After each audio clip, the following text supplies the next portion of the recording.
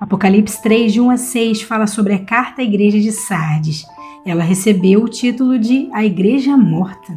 Jesus fez a ela duras repreensões por se importar apenas com a aparência exterior e pela falta de vida espiritual. Ele começa dizendo: isto diz o que tem os 7 Espíritos de Deus. Aqui é uma descrição simbólica do Espírito Santo, né? O Espírito cétuplo de Deus, que nós lemos também em Isaías capítulo 11, versículo 2. E as 7 estrelas, que falam dos 7 ministros. Apocalipse 1 fala sobre isso, né? Que o Senhor tem nas mãos as 7 estrelas, que são os 7 anjos, os 7 líderes de cada uma dessas igrejas. Ele detém, né, o controle, ele controla esses líderes da igreja.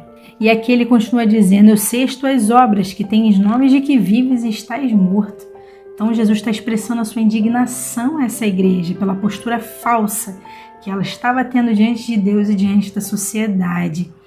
Porque Jesus está dizendo, ele que tem, né, os 7 Espíritos de Deus, que vê além da aparência, que consegue enxergar pelo poder do Espírito Santo a real condição do homem, como que ele vive realmente. Então ele está trazendo aqui a revelação que essa igreja, apesar de ter uma boa fama, uma boa reputação, suas obras estavam mortas diante de Deus. Ele continua dizendo: ser vigilante e confirma o restante que estava para morrer. Jesus está dizendo: olha, ser zeloso, porque existem alguns que pertencem a essa igreja. É importante notar que nem todos haviam morrido espiritualmente, mas alguns estão para morrer.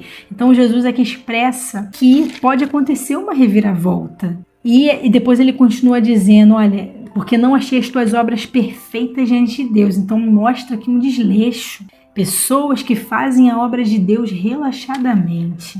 E isso estava trazendo profunda indignação ao Senhor. Lembra-te, pois, do que tens recebido e ouvido, e guarda-o, e arrepende-te. Então ele faz um chamado ao arrependimento.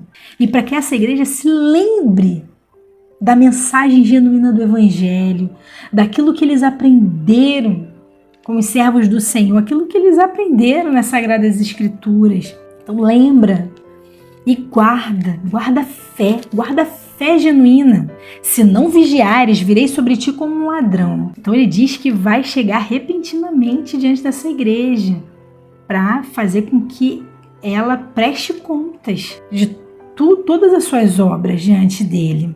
Mas também tens em Sardes algumas pessoas que não contaminaram suas vestes.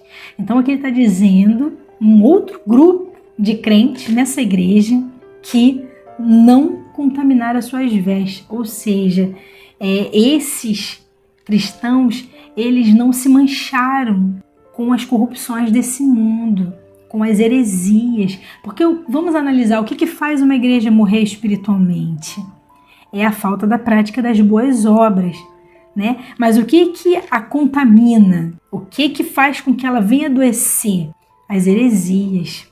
É a doença que vem para prejudicar a igreja. Então, esses irmãos, eles não se contaminaram, eles não mancharam as suas vidas, as suas obras, com os falsos ensinos, com as mentiras desse mundo. Então, eles vão andar de branco com o Senhor, porquanto são dignas disso. Essa é a promessa de Cristo. Ao que vencer será vestido de vestes brancas, e de maneira nenhuma arriscarei o seu nome do livro da vida, e confessarei o seu nome diante de meu Pai e diante de seus anjos. Então Jesus está dizendo aqui que vai reconhecer aqueles que forem vencedores, aqueles que permanecerem fiéis, vão ser reconhecidos diante de Deus, né? Diante do Pai Celestial, diante dos anjos, diante do mundo, porque aquele que se mantém fiel, ele tem a sua vida completamente voltada para a eternidade. O foco dele vai além dessa vida que ele vive, porque ele sabe que qualquer tipo de perda que ele tem aqui, isso não interfere no ganho celestial, nas promessas, na vida eterna.